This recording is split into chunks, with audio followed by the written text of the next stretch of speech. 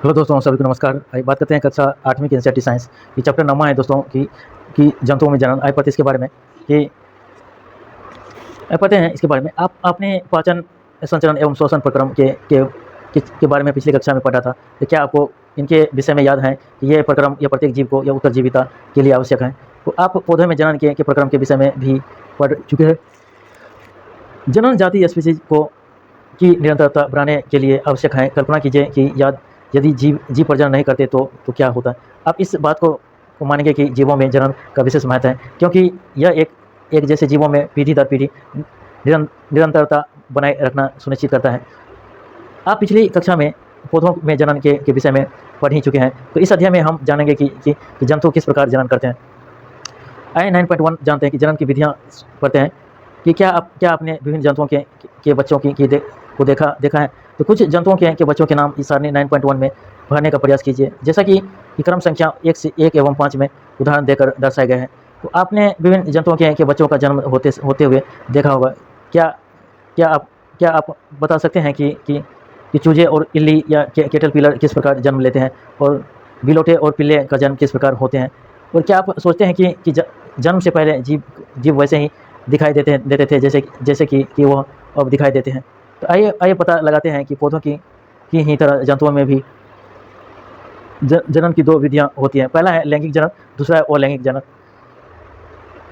सबसे पहले जिसे सारणी 9.1 सारणी में दिखाया गया जैसे जंतु में दिखाया, जैसे मनुष्य उसके संतान शिशु होते हैं, बिल्ली होते हैं, कुत्ता के कुत्ते होते हैं, और तितली अंडे देते हैं। और मुर्गी क्या कहते हैं, मुर्गी का चूजा होता है, गाय अपने बछड़े देते हैं, और मेढक क्या कहते हैं, अंडे देते हैं। इस सारणी 9.1 में देख लिया। और लैंगिक जनन के बारे में पढ़ते हैं कि लैंगिक जनन क्या होता है। तो कक्षा 7 में आपने पौधों में जनन के विषय में पढ़ा था, और इसे स्मरण करने का प्रयास कीजिए, और आपको याद होगा कि लैंगिक जनन करने वाले पौधों में नर और मादा जनांग या भाग होते हैं। क्या आप इन भागों के नाम बता सकते हैं? जंतुओं में भी नर एवं मादा में विभिन्न जनन भाग अथवा अंग होते हैं। पौधों की ही तरह जंतु भी नर एवं मादा युग्मक बनाते हैं, जो संलयित होकर युग्मनज बनाते हैं। यह युग्मनज विकसित होकर एक नया जीव बनाता है। इस प्रकार का जनन जिसमें नर तथा मादा युग्मक का संलयन होता है तो लैंगिक जनन कहलाता है। आइए हम मनुष्य में उन जनन भागों का पता लगाएंगे तथा जनन प्रक्रम का अध्ययन करेंगे। नर जनन अंग क्या होता है, क्या ये पढ़ते हैं कि जैसे नर जनन अंगों में एक जोड़ा विरेचन, 2 शुक्राणु नालिका तथा एक शिश्न लिंग होते हैं, जैसे चित्र 9.1 में। आइए देखते हैं सबसे पहले जैसे चित्र 9.1 में, जैसे चित्र यहाँ दोस्तों मानव में नर जनांग दिखाया गया, चित्र 9.1 में दिखाया गया। एक विरेचन दिखाया गया, यहाँ ये विरेचन दिखाया गया है, ये शिश्न ये दिखाया गया है, और ये शुक्राणु नालिका ये दिखाया गया है। इसमें मानव में नर जनांग को ये दिखाया गया है, किस प्रकार के ये होते हैं, इसमें दिखाया गया। ये शुक्राणु नालिका, ये शिश्न और विरेचन ये दिखाया गया। तो नर जनन अंगों में एक जोड़ा विरेचन और 2 शुक्राणु नालिका और एक शिश्न लिंग होते हैं, जिस चित्र 9.1 में देखा है। विरेचन नर युग्मक उत्पन्न करते हैं। विरेचन क्या करते हैं? विरेचन नर युग्मक उत्पन्न करते हैं, जिन्हें शुक्राणु कहते हैं। विरेचन क्या करते हैं? नर युग्मक उत्पन्न करते हैं, जिसे शुक्राणु कहते हैं। विरेचन लाखों शुक्राणु उत्पन्न करते हैं, जिसे चित्र 9.2 में दिखाया गया है। चित्र 9.2 में देखिए, जिसमें शुक्राणु का चित्र दिखाया गया है। तो 9.2 में यहाँ शुक्राणु का चित्र यहाँ दिखाया गया दोस्तों। यहाँ चित्र मानव शुक्राणु के ये सिर दिया गया, ये मध्यभाग, ये पूंछ दिखाया गया। तो किस प्रकार ये मानव शुक्राणु होते हैं, इसमें चित्र 9.2 में दिखाया गया है, जिसमें शुक्राणु का चित्र दिखाया गया है। और शुक्राणु यद्यपि बहुत सूक्ष्म होते हैं, पर प्रत्येक में एक सिर, एक मध्य भाग एवं एक पूंछ होती है। क्या शुक्राणु एकल कोशिका जैसे प्रतीत होते हैं? वास्तव में हर शुक्राणु में कोशिका के समान संगठन पाए जाते हैं। इसे बोला गया कि हर शुक्राणु क्या होते हैं कि हर शुक्राणु में कोशिका के समान संगठन पाए जाते हैं। हर शुक्राणु क्या होते हैं? कोशिका के समान संगठन पाए जाते हैं।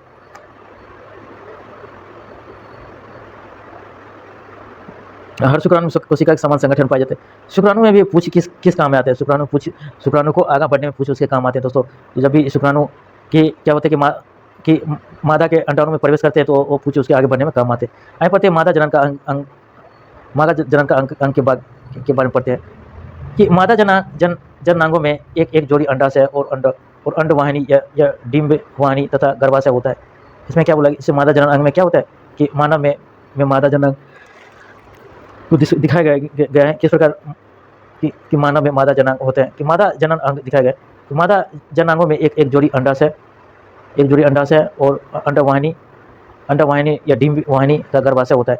तो इसमें दिखाया गया चित्र 9.3 में यह दिखाया गया, ये अंडवाहिनी यह दिखाया गया और गर्भाशय दिखाया गया और अंडाशय ये दिखाया गया।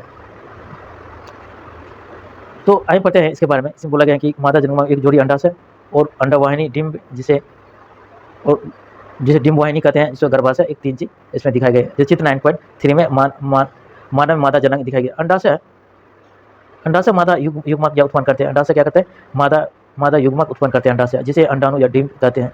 और चित्र 9.4 में ये मानव अंडाणु ये दिखाया गया, जिसमें केंद्रक है दिखाया गया। ये मानव अंडाणु ये दिखाया गया कि मानव स्त्रियों में प्रति मास दोनों अंडाशयों में से किसी एक अंडाशय से एक विकसित अंडाणु अथवा डिंब का निर्मोचन अंडवाहिनी में होता है। इसमें बोला गया कि जैसे मानव स्त्री में प्रति मास 2 अंडाणुओं में से किसी एक अंडाशय से एक विकसित अंडाणु अथवा डिंब का निर्मोचन अंडवाहिनी में होता है। गर्भाशय वह भाग है जहाँ शिशु का विकास होता है। गर्भाशय क्या बोला गया? गर्भाशय को वह भाग है जहाँ क्या होता है? शिशु का विकास होता है। शुक्राणु की तरह अंडाणु भी एक कोशिका होता है। किसमें बोला गया है कि गर्भाशय वह भाग है जहाँ शिशु का विकास होता है। तो शुक्राणु की तरह अंडाणु भी क्या है? एक कोशिका है। शुक्राणु की तरह अंडाणु भी क्या है? एक कोशिका है। शुक्राणु की तरह अंडाणु भी एक कोशिका है, जिसमें बोला गया जहाँ शिशु का विकास होता है। और इसमें बोला कि प्रति मास में से दोनों अंडा में से किसी एक अंडाशय से एक विकसित अंडाणु अथवा डिंब का निर्मोचन या अंडवाहिनी में होता है। मानव अंडाणु को दिखाते हैं। आगे बढ़ते हैं। बूझों को पता है कि विभिन्न जंतुओं में अंडे का साइज अलग अलग होता है और अंडाणु अति सूक्ष्म हो सकते हैं, जैसे कि मनुष्य में, अथवा बहुत बड़े भी होते हैं, जैसे कि मुर्गी के अंडे या शुतुरमुर्ग का अंडा सबसे विशाल होता है। आगे बात करते हैं। इसमें बोला गया क्या कि मनुष्य में अथवा बहुत बड़े भी होते हैं, जैसे कि मुर्गी के अंडे या शुतुरमुर्ग का अंडा सबसे विशाल होता है। निषेचन आगे बढ़ते हैं। निषेचन के बारे में क्या होता है? निषेचन बोला गया कि जनन प्रक्रम का पहला चरण, जिसमें शुक्राणु और अंडाणु का संलयन है, जहाँ शुक्राणु और अंडाणु के संपर्क में आते हैं, तो इसमें से एक शुक्राणु अंडाणु के साथ संलित हो जाता है। जब शुक्राणु और अंडाणु का यह संलयन निषेचन कहलाता है। तो निषेचन क्या होता है? जहाँ अंडाणु शुक्राणु का क्या होता है? संलयन होता है। ये चित्र 9.5 आइए देखते हैं। चित्र 9.5 में यह दिखाया गया है दोस्तों। चित्र 9.5 में जहाँ अंडाणु और शुक्राणु क्या होता है? निषेचन होता है। ये शुक्राणु है, ये अंडाणु है, ये अंडाणु है, क्या कहते हैं? एक शुक्राणु इसमें प्रवेश करते हैं, जिससे कारण यह निषेचन होता है। यही आगे बढ़कर ये बच्चे का रूप लेते हैं, बच्चे का अंग डेवलप होते हैं, बच्चे का रूप लेते हैं। ये दोनों मिलकर अंडाणु शुक्राणु मिलकर निषेचन होता है। तो आगे बढ़ते हैं। तो निषेचन के समय शुक्राणु और अंडाणु संलित होकर एक हो जाते हैं और निषेचन के परिणाम स्वरूप क्या होता है? युग्मनज का निर्माण होता है। निषेचन के बाद क्या होता है? युग्मनज का निर्माण होता है। जैसे चित्र 9.6 में युग्मनज ये देखिए दोस्तों। तो यहाँ चित्र 9.6 में जैसे दोनों मिल गए, या अंडाणु शुक्राणु या दोनों मिल गए, तो ये संलयित केंद्रक है। ये दोनों अंडाणु शुक्राणु दोनों मिलकर ये संलयित केंद्रक है, जिसे युग्मनज कहते हैं। ये युग्मनज बनाए। आगे बढ़ते हैं आगे। क्या आपको जानकारी थी कि एक युग्मनज नए व्यष्टि का प्रारंभ है? किसमें क्या बोला गया है कि क्या आपको जानकारी है कि एक युग्मनज नए व्यष्टि का प्रारंभ है? निषेचन के प्रक्रम में स्त्री माँ के अंडाणु और नर पिता के शुक्राणु का संयोजन होता है, और अतः नई संतति में कुछ लक्षण अपनी माता से तथा कुछ लक्षण अपने पिता से वंशानुगत होते हैं। अपने भाई अथवा बहन को देखिए, यह पहचानने का प्रयास कीजिए कि उनमें कौन से लक्षण माता से और कौन से लक्षण पिता से प्राप्त हुए हैं। तो वह निषेचन जो माता के शरीर के अंदर होता है और आंतरिक निषेचन कहलाता है। इसमें बोला कि वह निषेचन जो माता के अंदर होता है वो क्या? आंतरिक निषेचन कहलाता है। जैसे मनुष्य, गाय, कुत्ते तथा मुर्गी इत्यादि अनेक जंतुओं में आंतरिक निषेचन होता है। आगे बढ़ते आगे। आंतरिक निषेचन गाय, मनुष्य, कुत्ते, मुर्गे में होते हैं, जो अनेक जंतुओं में आंतरिक निषेचन होते हैं। आगे बढ़ते आगे। क्या आपने ये परितनली शिशु के विषय में सुना है? तो नहीं सुना है तो आइए जानते हैं परितनली शिशु क्या होता है। बूझो और पहले के अध्यापक ने एक बार कक्षा में बताया था कि कुछ स्त्रियों की अंडवाहिनी अवरुद्ध होती है। ऐसी स्थितियाँ या शिशु उत्पन्न करने में वो असमर्थ होते हैं, क्योंकि निषेचन के लिए शुक्राणु या मार्ग अवरुद्ध होने के कारण अंडाणु तक नहीं पहुँच पाते। तो ऐसी स्थिति में डॉक्टर या चिकित्सक या ताज़ा अंडाणु एक एवं शुक्राणु एकत्र करके उचित माध्यम में कुछ घंटों के लिए एक साथ रखते हैं, जिससे IVF अथवा या इन विट्रो या निषेचन या शरीर से बाहर कृत्रिम निषेचन हो सकते हैं। अगर निषेचन हो जाता है तो युग्मनज है, जिसके पश्चात उसे माता के गर्भाशय में स्थापित किया जाता है। माता के गर्भाशय में पूर्ण विकास होता है तथा शिशु का जन्म समान शिशु की तरह ही होता है। तो इस तकनीक द्वारा जन्मे शिशु को परखनाली शिशु कहते हैं। यह एक मिथ्या नाम है क्योंकि शिशु का विकास परखनाली में नहीं होता है। आपको यह जानकर आश्चर्य होगा कि अनेक जंतुओं में निषेचन की क्रिया मादा के शरीर के बाहर होता है। तो इन जंतुओं में निषेचन जल में होता है। आइए पता लगाएं कि यह किस प्रकार संपन्न होता है। क्रियाकलाप 9.1 बसंत अथवा वर्षा ऋतु के समय किसी तालाब अथवा या मंद गति से बहते झरने का भ्रमण कीजिए और जल पर तैरते हुए मेढक के अंडों को ढूंढिए और अंडों के रंग तथा साइज को नोट कीजिए। बसंत अथवा वर्षा ऋतु में मेढक तथा या टोड पोखर, तालाब और मंद गति से बहते झरने की ओर जाते हैं। जब नर और मादा एक साथ जब पानी में आते हैं तो मादा सैकड़ों अंडे देते हैं और मुर्गी के अंडे की तरह मेढक के अंडे कवच में ढके नहीं होते तथा यह अपेक्षाकृत बहुत कोमल होते हैं और जेली की एक परत अंडों का एक साथ रखती है तथा इनकी सुरक्षा भी करती है। इसमें बोला गया जेली की एक परत अंडों को एक साथ रखती है और इसकी सुरक्षा भी करती है। जैसे चित्र 9.7 में यह दिखाया गया है। तो मेढक के अंडे को यहाँ दिखाया गया है। तो किस प्रकार के यहाँ मेढक के अंडे को यहाँ दिखाया गया है दोस्तों। ये मेढक के अंडे, इसमें क्या बोला गया है कि मुर्गी के अंडे की तरह मेढक के अंडे भी कवच से ढके नहीं होते तथा यह अपेक्षाकृत बहुत कोमल होते हैं।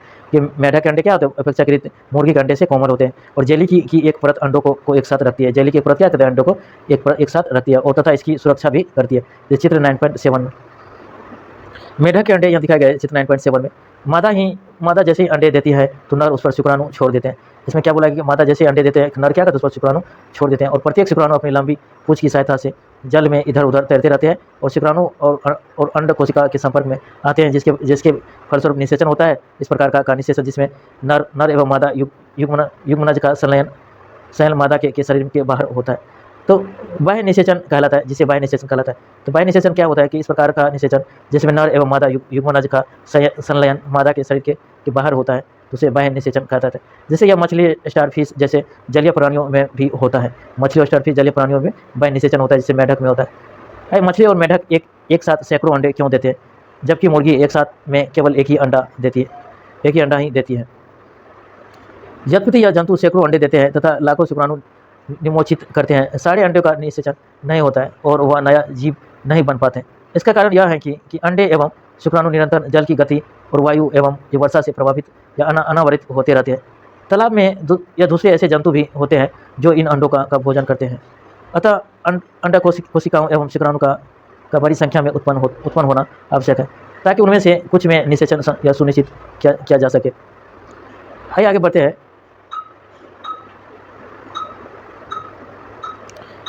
एक एकल कोशिका किस प्रकार एक बड़ा जीव बन सकता है, पता है आगे भ्रूण का परिवर्धन पढ़ते हैं। भ्रूण का परिवर्धन कैसे होता है।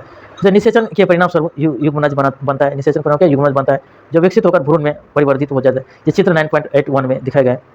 ये चित्र 9.1 ए में दिखाया गया है। किस प्रकार ये दोस्तों क्या होता है कि जैसे यह अंडोत्सर्जन यहाँ होता है, यह अंडोत्सर्जन होता है, अंडाशय ये होता है। तो उत्सर्जन होता है तो ये क्या कहते हैं, यहाँ एक युग्मनज बनाते हैं जो अंडाणु शुक्राणु मिलते हैं तो युग्मनज बनाते हैं। तो ये क्या कहते हैं, ये धीरे धीरे विकसित होते हैं। ये धीरे धीरे अपने तो विकसित होकर ये अंगों में परिवर्तन होता है और धीरे धीरे आगे बढ़ते ये क्या कहते हैं, गर्भाशय में प्रवेश करते हैं और यहाँ भ्रूण में या भ्रूण में प्रतिरोपित हो जाते हैं। ये इसमें ये बोला गया है। आगे देखते हैं कि इसमें क्या बोला गया है कि निषेचन के परिणाम युग्मनज बनाते हैं जो विकसित होकर भ्रूण में परिवर्तित होता है। जैसे चित्र 9.8 ए में दिखाया गया। युग्मनज लगातार विभाजित होकर कोशिकाओं के गोले में बदल जाते हैं। युग्मनज क्या करते हैं, यहाँ युग्मनज दोस्तों ये लगातार विभाजित होते हैं, क्या कहते हैं, कोशिकाओं के गोले में। यहाँ युग्मनज क्या करते हैं, लगातार विभाजित होकर कोशिकाओं के गोले में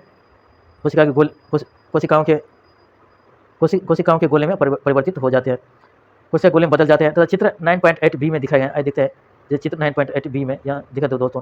ये युग्मनज ये गोले के रूप में दिखा दे। ये चित्र 9.8 बी में ये दिखाया किस प्रकार के गोले के रूप में विकसित होते हैं। इसमें क्या बोला गया है कि युग्मनज लगातार विभाजित होकर कोशिका के गोले में बदल जाता है। युग्मनज क्या करते हैं, लगातार विभाजित होकर क्या करते हैं, कोशिका के गोले में बदल जाते हैं। ये चित्र 9.बी में यहाँ दिखाया गया है। चित्र 9.बी में यहाँ दिखाया गया तो किस प्रकार ये गोले के रूप में बदल जाता है।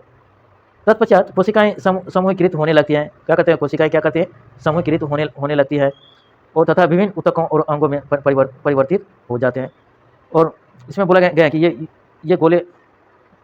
ये कोशिका क्या करते हैं, समूहित होकर क्या विभिन्न ऊतकों या अंगों में परिवर्तित हो जाते हैं। ये गोले जो बनाते हैं, ये गोले ये दिखाया गया है, ये गोले क्या बोला गया है कि तत्पश्चात कोशिका समूहित होने लगती है तथा विभिन्न ऊतकों और अंगों में परिवर्तित हो जाते हैं। इस विकसित होती हुई संरचना को भ्रूण कहते हैं।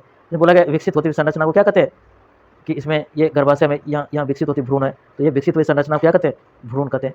तो भ्रूण में क्या कहते हैं कि ये विकसित होते हैं जो गोले के रूप में, जो कोशिका विकसित होते हैं ये भ्रूण के रूप में विकसित होते हैं।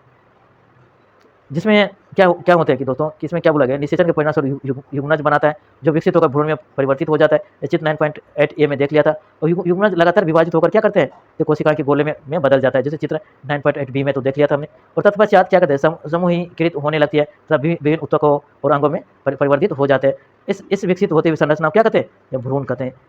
तो यहाँ दिखाया गया है कि दोस्तों रोपित भ्रूण को यहाँ दिखाया गया, ये भ्रूण इसकी किस तरह से ये यहाँ भ्रूण में विकसित होते हैं। भ्रूण गर्भाशय की दीवार में रोपित होकर विकसित होता है। कि भ्रूण क्या करता है गर्भाशय की दीवार होते हैं, जो गर्भाशय की दीवार होते हैं दोस्तों उसमें विकसित होते हैं, भ्रूण होकर क्या होते हैं, विकसित होते हैं। ये भ्रूण क्या गर्भाशय की दीवार में क्या थे, विकसित होते हैं। यहाँ भ्रूण को दिखाया गया है कि किस तरह से गर्भाशय के दीवार में के अंदर ये विकसित होते हैं भ्रूण। चित्र 9.सी में, ये चित्र 9.सी में यह दिखाया गया है कि विकसित होता हुआ भ्रूण को दिखाया गया है। यहाँ गर्भाशय भित्ति यहाँ दिखाया गया है, ये गर्भाशय भित्ति यहाँ दिखाया गया है। और यहाँ विकसित भ्रूण को यहाँ दिखाया गया किस प्रकार से, ये विकसित होते हुए भ्रूण को यहाँ दिखाया गया, भ्रूण का गर्भाशय किस प्रकार के। तो भ्रूण गर्भाशय की दीवार में रोपित होकर विकसित होता रहता है। चित्र 9.8 सी में दिखाया गया है। गर्भाशय में भ्रूण का निरंतर विकास होते रहता है। इसमें बोला गया है कि गर्भाशय में क्या होता है, गर्भाशय में भ्रूण का निरंतर विकास होते रहता है। इस गर्भाशय में क्या होता है, भ्रूण का निरंतर विकास होते रहता है। और धीरे धीरे विभिन्न शारीरिक अंग जैसे कि हाथ पैर, इसमें बोला गर्भाशय में भ्रूण का निरंतर क्या होता है, विकास होते रहता है। और धीरे धीरे विभिन्न शारीरिक अंग जैसे कि हाथ पैर, सिर, आँख, कान इत्यादि क्या थे, विकसित हो जाते हैं। भ्रूण की वह अवस्था जिसमें सभी या शारीरिक भागों की पहचान हो सके यह गर्भ कहलाता है। इसमें क्या बोला गया, भ्रूण की वह अवस्था जिसमें सभी शारीरिक भागों की पहचान हो सके यह गर्भ कहलाता है। जब गर्भ का विकास पूरा हो जाता है तो मां नवजात शिशु को जन्म देता है। इसमें बोला गया कि भ्रूण की वह अवस्था जिसमें सभी शारीरिक भागों की पहचान हो सके गर्भ कहलाता है। जब गर्भ का विकास हो जाता है तो मां नवजात शिशु का जन्म देती है। जैसे चित्र 9.9 में या गर्भाशय में भ्रूण का ये दिखाया गया, किस प्रकार ये दिखाया गया। पढ़ते हैं, मुर्गी में भी आंतरिक निषेचन होता है। बोला मुर्गी में आंतरिक निषेचन होता है, परंतु क्या मनुष्य और गाय की तरह मुर्गी भी बच्चे को जन्म देती है। तो मुर्गी में भी आंतरिक निषेचन, आप जानते हैं कि मुर्गी बच्चे को जन्म नहीं देती है, तथा चूजे कैसे जन्म लेते हैं, आइए पता लगाते हैं। निषेचन के फौरन बाद ही युग्मनज लगातार विभाजित होता रहता है और अंडावाहिनी में नीचे की ओर बढ़ता रहता है। इसके नीचे बढ़ने के साथ साथ इस पर सुरक्षित परत चढ़ जाती है। और मुर्गी के अंडे पर दिखाई देने वाला कठोर कवच भी ऐसे ही सुरक्षित परत है। कठोर कवच के पूर्ण रूप से बन जाने के बाद मुर्गी अंडे का निर्मोचन करती है। और मुर्गी के अंडे को चूजा बनने में लगभग 3 सप्ताह का समय लगता है। मुर्गी से चूजा बनने में 3 सप्ताह का समय लगता है। अपने मुर्गी को उसमिया के लिए अंडों को पर बैठे देखा होगा। किसमें बोला गया है कि आपने मुर्गी को या उष्मायान के लिए तो अंडों पर बैठे देखा होगा। कि मुर्गी क्या करते हैं, उष्मायान के लिए क्या करते हैं, अंडों पर बैठे देखा होगा। तो क्या आप जानते हैं कि अंडों के अंदर चूजे का विकास इस अवधि में ही होता है। जब चूजे का विकास कब होता है दोस्तों, जब क्या कहते हैं अपने मुर्गी को या उष्मायान के लिए अंडों पर बैठे देखा होगा। तो क्या आप जानते हैं कि अंडे के अंदर चूजे का विकास इसी अवधि में होता है। चूजे के पूर्ण रूप से विकसित होने के बाद कवच के क्या होते हैं, प्रस्फुटन होते हैं। तो क्या होते हैं, चूजे के पूर्ण रूप से विकसित होने के बाद क्या होते हैं, कवच के प्रस्फुटन के बाद चूजा बाहर आ जाता है। आइए आगे बात करते हैं कि बाह्य निषेचन वाले जंतुओं में भ्रूण का विकास या मादा के शरीर के बाहर ही होता है। भ्रूण अंडावरण के अंदर विकसित होता है। भ्रूण का विकास पूर्ण होने पर या अंड जो उत्पत्ति होती है। आपने तालाब अथवा झरने में मेढक के अनेक या टेडपोल तैरते हुए देखे होंगे। आइए पढ़ते हैं कि जरायुज एवं अंड प्रजक जंतु क्या होते हैं। तो हमने जाना कि कुछ जंतु विकसित शिशु को जन्म देते हैं, जबकि कुछ जंतु अंडे देते हैं जो बाद में शिशु में विकसित होते हैं। तो वह जंतु जो सीधे ही शिशु को जन्म देते हैं तो जरायुज जंतु कहलाते हैं। तो वे जंतु जो अंडे देते हैं तो वो अंड प्रजक जंतु कहलाते हैं। जिसे निम्न क्रियाकलाप की सहायता से आप इस बात को भी और अच्छी प्रकार से समझ सकेंगे तथा जरायुज एवं अंड प्रजक में विभेद भी कर सकेंगे। जैसे क्रियाकलाप 9.2 में मेढक, छिपकली, तितली अथवा या सुलभ मुर्गी तथा कोवे अथवा किसी अन्य पक्षी के अंडे का अवलोकन करने का प्रयास कीजिए। क्या आप इन सभी प्राणियों के अंडों का अवलोकन कर पाए हैं। जिन अंडों को आपने एकत्र किया है तो उनके चित्र बनाइए। और कुछ जंतुओं के अंडों का अवलोकन करना सरल है क्योंकि उनकी माँ शरीर के बाहर अंडे देती है, और परंतु आप गाय, कुत्ता, बिल्ली के अंडे एकत्र नहीं कर सकते। तो यह इसलिए क्योंकि वह अंडे नहीं देते, उनमें माँ पूर्ण विकसित शिशु को ही जन्म देती है। यह जरायुज जंतुओं के उदाहरण हैं, जिसमें जिसमें क्या कहते हैं, शिशु को जन्म देते हैं तो उसमें जरायुज कहलाता है। और अब क्या आप जरायुज एवं अंड प्रजनक जंतुओं के कुछ उदाहरण दे सकते हैं? तो शिशु के वैक्स वैक्स की नवजात जन्मे प्राणी अथवा अंडे के प्रस्फुटन से निकले प्राणी तब तक वृद्धि करते रहते हैं जब तक कि वे वैक्स नहीं हो जाते। तो कुछ जंतुओं में नवजात जंतु वैक्स से बिल्कुल अलग दिखाई पड़ सकते हैं। रेशम के कीट की जीवन चक्र आपने देखा होगा, स्मरण कीजिए कि अंडा, लार्वा अथवा तो इल्ली प्यूपा या वैक्स जिसके विषय में आप कक्षा 7 में पढ़ चुके हैं। तो मेढक इस प्रकार के जंतुओं का अन्य उदाहरण है। जैसे चित्र 9.10 में चित्र 9.10 में इसमें मेढक का जीवन चक्र दिखाया गया है दोस्तों, चित्र 9.10 में, कि कैसे मेढक सबसे पहले अंडे देते हैं, उसके बाद आरम या टेडपोल होते हैं। या सबसे पहले क्या करते हैं, मेढक या अंडे देते हैं, उसके बाद आरम या टेडपोल विकसित होते हैं। टेडपोल से के बाद ये बाद में टेडपोल थोड़ा विकसित होते हैं, उसके बाद धीरे धीरे क्या वैक्स हो जाते हैं, जो मेढक बन जाते हैं। इस प्रकार के ये मेढक का जीवन चक्र है को 9.110 में इस प्रकार से ये मेढक का जीवन चक्र है। तो मेढक में अपने अंडे से प्रारंभ करके वैक्स बनने की विभिन्न अवस्थाओं या चरणों का परीक्षण कीजिए। हम तीन स्पष्ट अवस्था अथवा चरणों को देख पाते हैं। वो अंडा या टेडपोल या लार्वा जिसको कहते हैं, टेडपोल को लार्वा कहते हैं, वैक्स। तो 3 चरण होते हैं मेढक के, एक होता है अंडा होता है, 3 चरण होते हैं, लार्वा होते हैं जिसे ये अंडे होते हैं, लार्वा होते हैं जिसे या टेडपोल कहते हैं, उसके बाद क्या होते हैं, ये वैक्स होते हैं। तीन चरण होते हैं मेढक का। इस तरह साइकिल चलते रहता है मेढक का। तो क्या टेडपोल या वैक्स मेढक से भिन्न दिखाई नहीं देते हैं? तो बोला गया कि वैक्स टेडपोल और या वैक्स मेढक दोनों बहुत भिन्न दिखाई देते हैं दोस्तों। टेडपोल क्या होता है कि थोड़ा डेवलप थोड़ा बहुत, ये क्या होता है, टेडपोल लार्वा के फॉर्म में होते हैं कि डेवलप होते हैं, उसके बाद मेढक पूरे वैक्स हो जाते हैं। तो बिल्कुल भिन्न दिखाई देते हैं टेडपोल और मेढक, वैक्स मेढक। क्या आप सोच सकते हैं कि किसी दिन या टेडपोल वैक्स मेढक बन जाएंगे? तो उसी प्रकार रेशम कीट की इल्ली का या प्यूपा वैक्स रेशम कीट से बहुत अलग दिखाई देता है। इसी प्रकार क्या बोला गया, जिस प्रकार आपको या टेडपोल या वैक्स मेढक बिल्कुल भिन्न दिखाई देता है, उसी प्रकार बोला गया रेशम के कीट की या इल्ली या जिसे प्यूपा कहते हैं, वैक्स रेशम से बिल्कुल ही भिन्न दिखाई देते हैं, तो बहुत अलग दिखाई देते हैं। तो वैक्स में पाए जाने वाले लक्षण नवजात में नहीं पाए जाते। बोला गया है जो वैक्स में जो लक्षण पाए जाते हैं वो नवजात में नहीं पाए जाता। फिर टेडपोल अथवा इल्ली का बाद में क्या होता है, तो बोला फिर भी इल्ली और टेडपोल का बाद में इल्ली का क्या होता है। मैं पढ़ते हैं कि आपने एक सुंदर या सलब को या कोकून से बाहर निकलते देखा होगा। उसमें बोला कि आपने एक सुंदर या सलब को या कोकून से बाहर क्या कहते हैं, निकलते देखा होगा। तो टेडपोल रूपांतरित होकर वैक्स में बदल जाता है, जो छलांग लगा सकते हैं और तैर सकते हैं। इसमें क्या बोला गया कि एक सुंदर सुलभ को कोकून से बाहर निकलते देखा होगा। तो टेडपोल क्या करते हैं, टेडपोल रूपांतरित होकर क्या करते हैं, वैक्स में बदल जाता है, जो छलांग लगा सकता है और तैर सकता है। तो कुछ विशेष परिवर्तनों के साथ टेडपोल का वैक्स में रूपांतरण या कार्यांतर कहलाता है। उसमें बोला गया है कुछ विशेष इसमें परिवर्तनों के साथ क्या बोला, कुछ विशेष परिवर्तनों के साथ टेडपोल का वैक्स में रूपांतर या कार्यांतर कहलाता है। जैसे जैसे हम बड़े होते हैं तो हम शरीर में किस प्रकार के परिवर्तन देखते हैं। तो बोला गया जैसे जैसे हम बड़े होते हैं शरीर में किस प्रकार परिवर्तन देखते हैं। क्या आप सोचते हैं कि हमारा भी कार्यांतर होता है? मनुष्य में जन्म के समय से ही नवजात शिशु में वैक्स या समान शारीरिक अंग मौजूद होते हैं। तो अलैंगिक इसमें बोला गया है कि क्या कि हम शरीर में किस प्रकार के परिवर्तन देखते हैं। तो क्या आप सोचते हैं कि हमारा भी कार्यांतर होता है? तो मनुष्य में जन्म के समय से ही क्या होते हैं, से ही नवजात शिशु में वैक्स समान या शारीरिक अंग मौजूद होते हैं। तो उसमें आइए देखते हैं क्या बोला गया है कि जैसे आप सोचते हैं कि हमारा भी कार्यांतर होता है, मनुष्य में भी क्या कहते हैं जन्म के समय से ही शिशु और वैक्स के समान शरीर मौजूद होते हैं। जिस तरह या शिशु में जो समान शरीर मौजूद है, उसी तरह वैक्स में भी, मनुष्य में भी समान शरीर अंग मौजूद होते हैं। अलैंगिक जनन के बारे में आइए पढ़ते हैं। अलैंगिक जनन क्या होता है कि अब तक हमने जनन प्रक्रम का अध्ययन उन जंतुओं में पढ़ा है जिनसे हम परिचित हैं, परंतु अत्यंत छोटे जंतु जैसे कि हाइड्रा और सूक्ष्मदर्शी जंतु जैसे कि अमीबा में जन्म किस प्रकार होता है। तो क्या आप उनके प्रजनन करने के ढंग के विषय में जानते हैं? आइए इसका पता लगाते हैं। दोस्तों हाइड्रा की अस्थायी स्लाइड लीजिए और आवर्धक लेंस अथवा सूक्ष्मदर्शी की सहायता से इस स्लाइड का अध्ययन कीजिए और जनन के शरीर में क्या कुछ उभरती संरचनाएं दिखाई देते हैं। इन उभरती हुई संरचना का संख्या ज्ञात कीजिए और इनका साइज भी ज्ञात कीजिए और हाइड्रा चित्र वैसा ही बनाइए जैसा आपको दिखाई देता है। इसकी तुलना जैसे चित्र 9.11 में कीजिए। जैसे यहाँ चित्र दिखाई गया है दोस्तों, यहाँ चित्र या हाइड्रा के मुकुलन को दिखाएं। यहाँ देखिए दोस्तों किस तरह यह छोटे मुकुलन हाइड्रा धीरे धीरे यहाँ विकसित हुआ, उसके बाद यह पूर्ण विकसित हो गया। जैसे बोला यह हाइड्रा मुकुलन एक से ज़्यादा भी विकसित हो सकते हैं, जिस तरह यह दिखाया गया। तो आइए पढ़ते हैं। प्रत्येक हाइड्रा में एक या एक से अधिक या उभार दिखाई दे सकते हैं। यह उभार विकसित होते नए जीव हैं और जिन्हें मुकुलन कहते हैं। स्मरण कीजिए कि यीस्ट में भी मुकुलन दिखाई देते हैं। तो हाइड्रा में भी एक एकल जनक से निकलने वाले या उद्भव से नई जीव का विकास होता है। इस प्रकार के जनन को जिसमें केवल एक ही जनक नए जीव को जन्म देता है तो अलैंगिक जनन कहते हैं। तो हाइड्रा में मुकुलन से नया जीव विकसित होता है।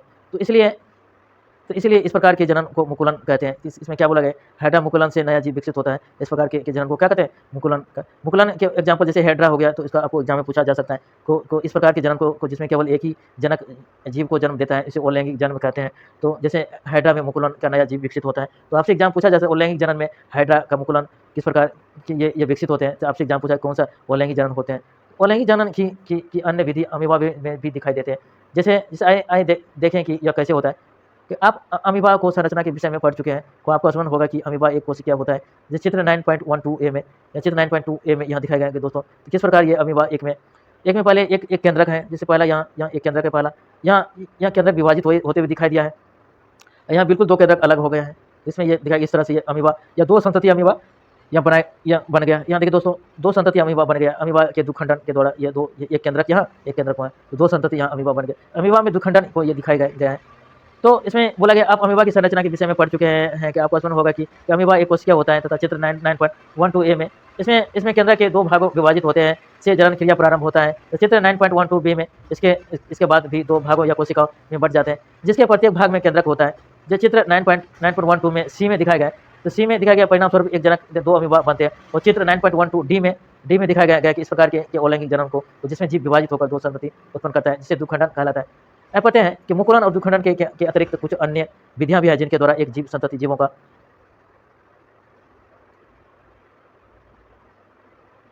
पता है कि डोली की कहानी या कॉलोनी की कहानी दिखाया गया है कि किसी समरूप या कोशिका या किसी अन्य या जीवित भाग अथवा संपूर्ण जीव को कृत्रिम रूप से उत्पन्न करने की प्रक्रिया या कॉलोनी कहलाता है। कॉलोनी क्या कहलाता है कि दोस्तों, तो आप किसी समरूप कोशिका या किसी अन्य जीवित भाग अथवा संपूर्ण जीव को कृत्रिम रूप से उत्पन्न करने की क्या प्रक्रिया, क्या कॉलोनी कहलाता है। अब किसी जीव जंतु या की सफलता पूर्व कॉलोनी सर्वप्रथम यान विलमट और उनके सहयोगी ने एडिनबर्ग या स्कॉटलैंड के रोजलिन या इंस्टीट्यूट में की। इन्होंने एक पेड़ को यह कॉलोन किया जिसका नाम डॉली रखा गया। और चित्र 9.13 सी में डॉली का जन्म 5 जुलाई 1996 में हुआ था। यह कॉलोन किया जाने वाला पहला यह संधाड़ी था। यहाँ पर देखें कि इसे फिन या डॉट सेट भेड़िया दिखाया गया है। ए में दिखाया गया है,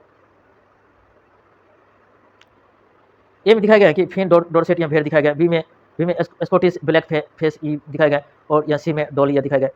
हमें पता है कि डॉली की क्लोनिंग करते समय फिन या डॉर्सेट नामक मादा भेड़ की स्तन ग्रंथि से एक कोशिका एकत्र की गई।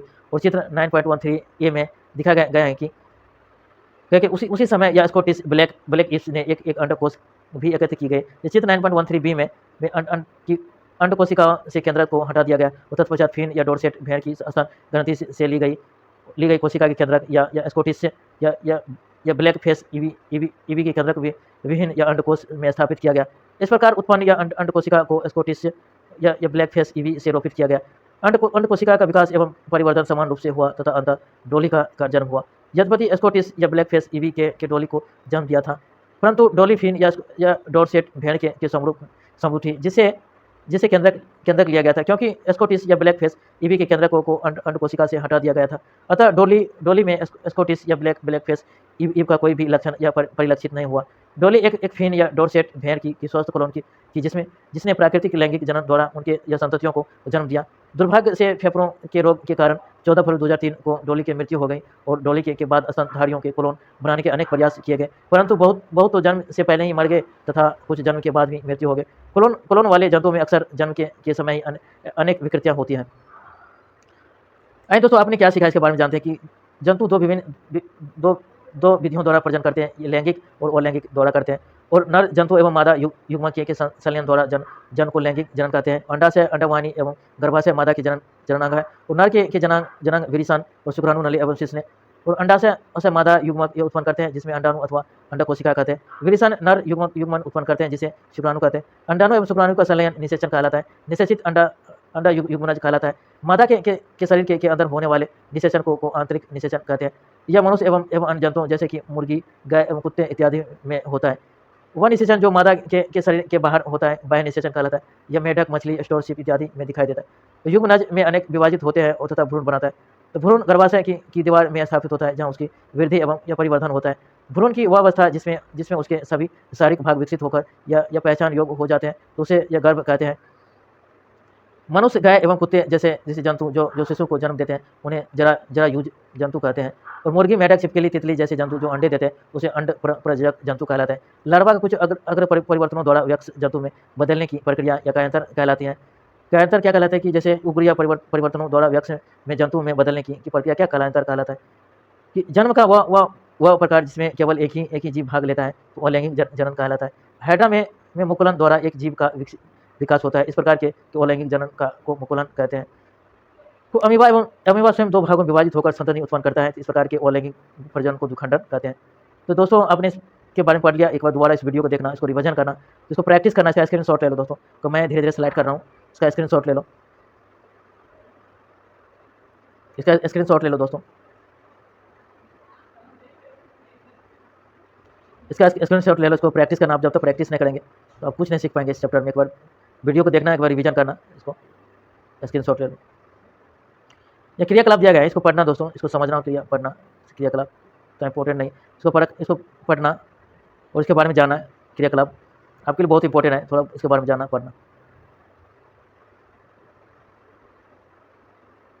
इसमें बोला गया आप अपने बाजार में खरीदे गए सामान निषेचन होते हुए आप एक चूजे के भ्रूण विकसित देख रहा होगा या कुक्कुट फार्म के या स्पूटर नशा निषेचित अंडे जैसे 36 घंटे अधिक उष्मायान किए होंगे और आपको योग के श्वेत बिंदु जैसे संरचना दिखाई देगी। यह विकसित भ्रूण है, यह हृदय और रक्तवाहिनियाँ विकसित हो तो रक्त बिंदु दिखाई देगा। और किसी चिकित्सक में चर्चा कर जाने का प्रयास कीजिए जुड़वा कैसे यह पैदा होते हैं। अपने आसपास अथवा मित्रों में कोई जुड़वा या ढूंढिए और बताइए कि वह भिन्न युग्मज जो सर्वप्रथम जुड़वा अथवा सर्व युग्मन भी पता लगा। इसमें बोला गया कि बहुत इंपॉर्टेंट है, इसको पढ़ना दोस्तों, कि बहुत ही कि कुछ हाइड्रा बाहर निकल आते हैं कि वॉच ग्लास में इसका दूरबीन अथवा डिसेटिंग सूक्ष्मदर्शी की सहायता से शरीर के होने वाले परिवर्तन को दिखाई। इसका साइट पर जाके इसको विजिट करना, उसके बारे में और जानना दोस्तों। पढ़ते हैं, क्या आप जानते हैं कि मधुमक्खी के छत्ते में या रुचिकर संगठन देखा गया तो कई हजार या मक्षिकाओं की कॉलोनी है। केवल एक ही मधुमक्खी अंडे देते हैं, यह मक्षिका या रानी मक्षिका कहलाते हैं। अन्य सभी मादा या मक्षिका या मुर्गी मक्षिका होती है। उनका मुख्य कार्य छत्ता या बनना, नन्हों की देखभाल करना तथा रानी या मक्षिका को पर्याप्त भोजन देकर स्वस्थ रखना और जिससे वह अंडे दे सके। वह एक रानी या मक्षिका हजारों अंडे देती है। निषेचित अंडे से मादा बनती है, जबकि यह अनिश्चित या अंडे से नर बनते हैं। जो ड्रोन या पुंज मक्षिका कहलाता है। इन कर्मी मक्षिकाओं का काम होता है वो अंडों को उसमें होते छत्ते का ताप या 35 डिग्री सेंटीग्रेड बनाए रहते हैं। थैंक यू दोस्तों, ये चैप्टर इतना ही पढ़ा, थैंक यू। इसको दोबारा रिवीजन करना दोस्तों, तो बहुत इंपॉर्टेंट, इसको रिवीजन करना।